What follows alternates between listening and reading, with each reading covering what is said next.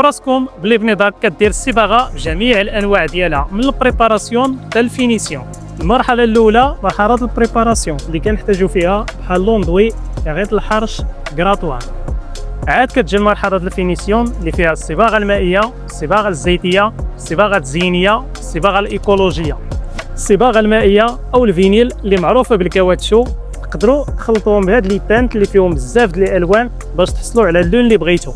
والصباغه الزيتيه اللي فيها ماط وبريون واللي تقدروا تخلطوهم بهاد لي تانت ديال الزيت باش تحصلوا على الكولور اللي بغيتو.